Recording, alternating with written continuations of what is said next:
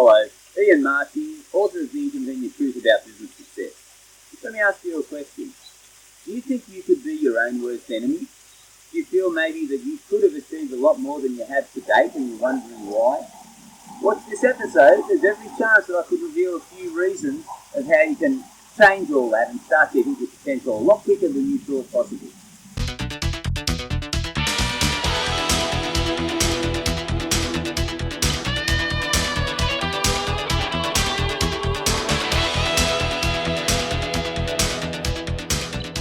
So, do you feel that you may be your own worst enemy sometimes and that you are not achieving the things that you're capable of? Well, in this episode, what I want to do is just give you some simple steps to first recognise if that's the case and then show you some simple ways that you can address it and get some pretty amazing results.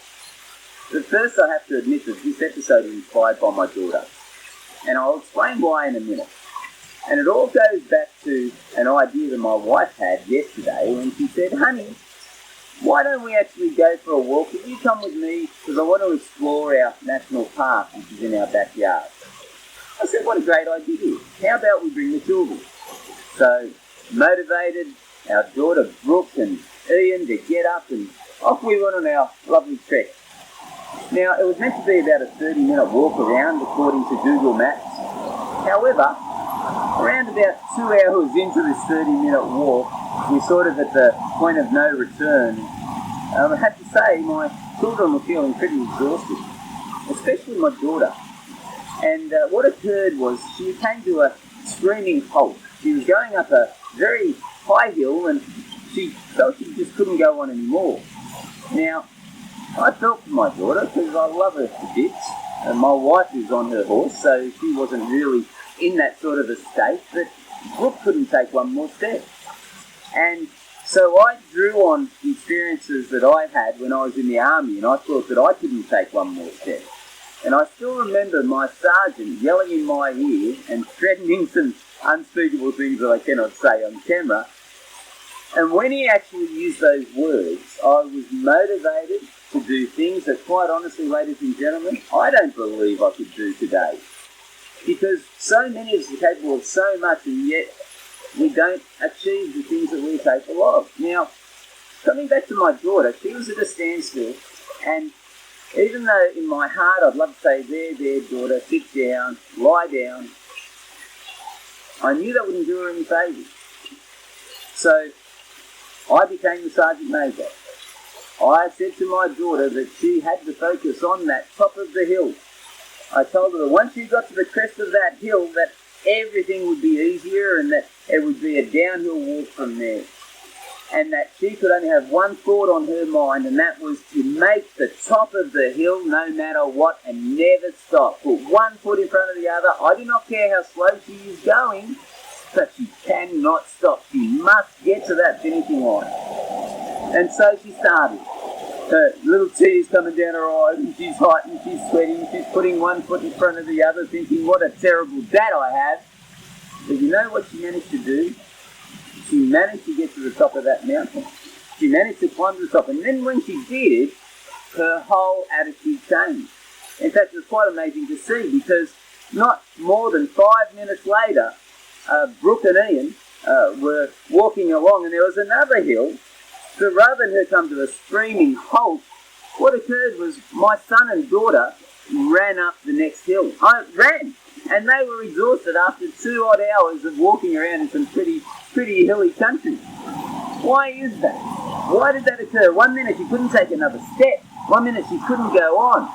And yet, just because of a few motivating words from her father, she could then find this incredible energy, her second wind, and then move forward and get home quite quickly. Well, the answer is simply because she had a change of thought process, if you like, a change of state. She said, my goodness, I actually did get to the top of that hill. I actually was capable of getting there. And so she set a new standard for herself. And now that standard will stay there. She now knows that she can get to the top of that hill. And what's she going to search for later? She's going to search for a higher hill. She's now motivated. She loves the idea of going to treks and walks, and she's had a smile on her face all day ever since. Did I have to use some harsh words to get her motivated? Yes, I did. Now, did I enjoy doing that? No, I didn't. I love her with all my heart. But I would not do her any favours by wrapping her up in cotton wool, sitting her down saying, there, you've done really well, Brooke. I'm very proud of you. Because don't you think in business life's pretty tough? Don't you think that there's people out there that are trying to get your clients, trying to maybe undermine you? The world is changing and you've got to keep up with all the new technology so that you can stay ahead. Of course it is. But the thing that stops people achieving the things that they're most capable of is simply fear.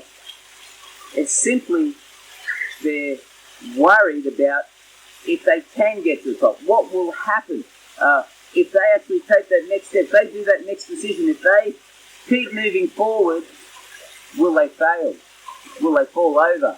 Will they, I don't know, have a heart attack if you like, mentally? And this is what happens, and this is the difference between winners and losers. Because everybody, ladies and gentlemen, has fear. I don't care who they are. They might act tough, they might act that they're not worried or scared, but everybody gets scared. It's normal.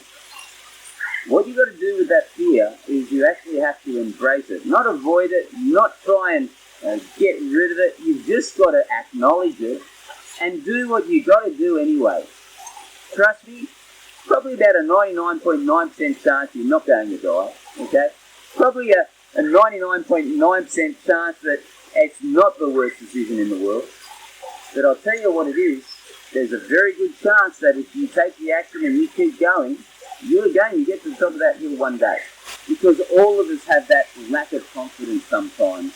All of us sometimes have that self-doubt, that worry, that self-talk going through our head saying, is it really possible? Am I on the right path? Is this really what I should be doing? Can I really succeed? And again, I'm telling you, that's perfectly natural for you to have these doubts, for you to have this fear. But what's more important is that you break through.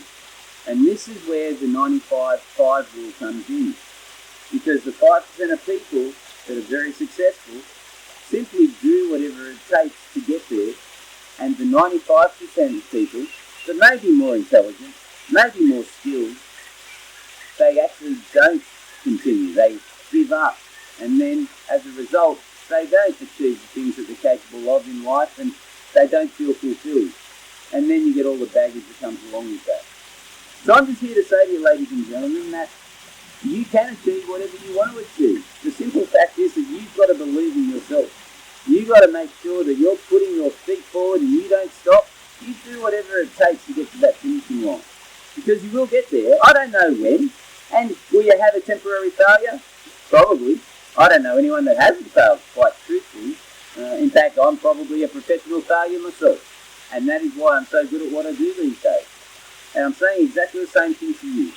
Stop focusing on why it won't work. Start focusing on why it will work. Don't worry about if you fail. Think on if you succeed. And if you have that sort of thought process going on and you get very determined and very focused and you look at that hill, you focus on that finishing line and you don't let anything stop you, ladies and gentlemen, I'll tell you, it's not if you'll succeed, it's just when. I look forward to hearing about your successes and I'll talk to you very soon. By the way, if you'd like to see some of the photos of this wonderful trek that we took, you know, that 30-minute walk that turned into pretty well a 3-hour adventure, just go to our Facebook page and I'll put the photos up there and you can check them out. I'll talk to you soon. Bye. Hey, did this make sense to you? Well, if you did enjoy it and it made sense to you, then click below on the subscribe button and I'll keep you updated on my latest episodes of Street Smart Business TV. And also, if you like this information, put some comments below. Let me know what you think and tell me if you'd like me to share some thoughts on some different topics. I'd love to hear from you because I do read them myself personally. Look forward to seeing you and remember the subscribe button's down below and join our family. I'll talk to you soon.